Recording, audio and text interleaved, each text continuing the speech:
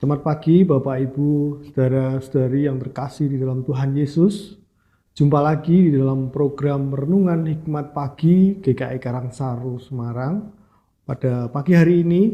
Dan sebelum kita akan bersama-sama membaca dan merenungkan firman Tuhan, mari kita akan mempersiapkan diri kita akan bersama-sama berdoa. Mari kita berdoa. Ya Tuhan, terima kasih, kami mengucap syukur untuk pagi hari ini Tuhan. Tuhan boleh memimpin kami, Tuhan menjaga di dalam istirahat kami Tuhan. Ya Tuhan, pagi hari ini kami kembali akan bersama-sama merenungkan firman-Mu. Kiranya Tuhan yang akan memimpin kami, membuka mata hati kami Tuhan, untuk kami boleh mengawali hari-hari kami dengan firman Tuhan. Terima kasih Tuhan Yesus, kami bersyukur dan kami menyerahkan semuanya ini. Tuhan kami Yesus Kristus, kami berdoa. Amin. Renungan akan dibawakan oleh Saudara Revel Theodore dengan tema Tuhan lihatlah. Dan bacaan Alkitab yang akan diambil dari Lukas 19 ayat yang ke-8 yang berbunyi demikian. Namun Sakeus berdiri dan berkata kepada Tuhan, "Tuhan, lihatlah, setengah dari milikku akan kuberikan kepada orang miskin, dan sekiranya ada sesuatu yang kuperas dari seseorang akan kukembalikan 4 kali lipat." Demikianlah sabda Tuhan, syukur kepada Allah. Shalom, selamat pagi saudara-saudara yang dikasihi di dalam Tuhan Yesus Kristus. Kita bersyukur karena pagi hari ini kita boleh sekali lagi mendengarkan kebenaran firman Tuhan lewat renungan hikmat pagi. Mari kita mempersiapkan hati kita menyambut firman Tuhan. Saudara-saudara, seorang bernama Arnold Ortega adalah orang yang ditakuti di kampungnya. Ia terkenal sebagai seorang preman, tukang malak, dan tukang pukul yang sadis. Arnold tidak segan-segan memukul, melukai, dan membunuh orang yang menantangnya. Dan dia sudah berulang kali masuk penjara karena urusan kriminal. Suatu kali, Arnold diajak bicara secara pribadi dengan pendeta yang melayani di penjara itu. Ia sudah mengenal sang pendeta di kesempatan-kesempatan yang lalu karena sudah sering di penjara. Namun saat bicara di dalam pembicaraan personal itu, Arnold merasakan sentuhan Roh Kudus. Dia menjadi menangis dan menyesali kehidupan kelamnya. Percakapan yang singkat dan mendalam itu sangat menyentuh hatinya, serta mengubah kekerasan di dalam dirinya. Arnold bertekad untuk meninggalkan jalan kegelapan dan memulai langkah hidup yang baru bersama Kristus.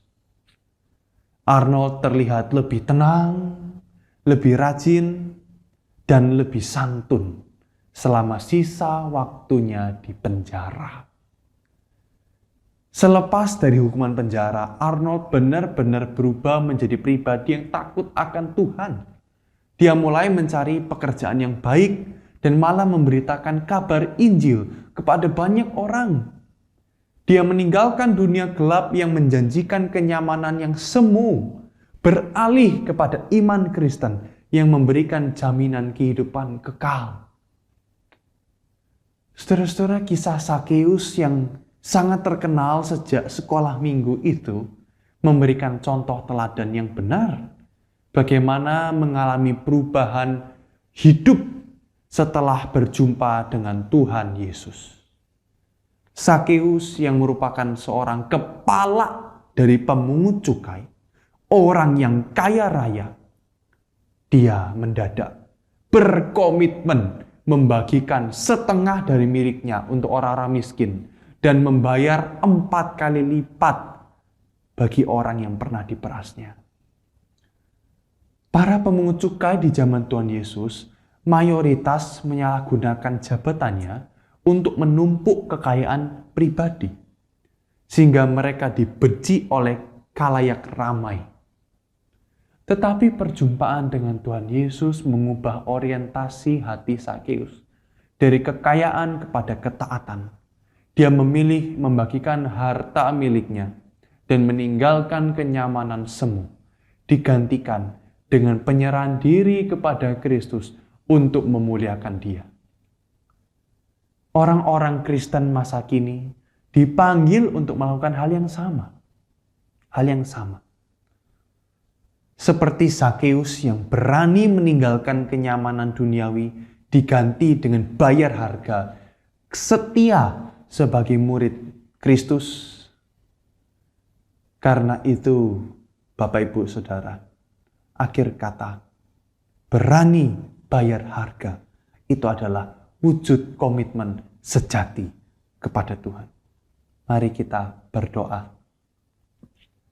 Bapa di surga, kami bersyukur karena Engkau bekerja di dalam hidup kami, dalam hidup banyak orang juga.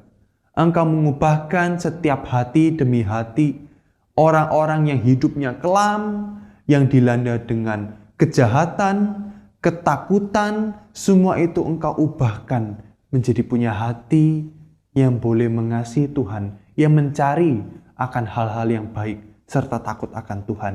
Kami bersyukur karena Engkau menjumpai kami di dalam masa-masa yang sulit bagi kami.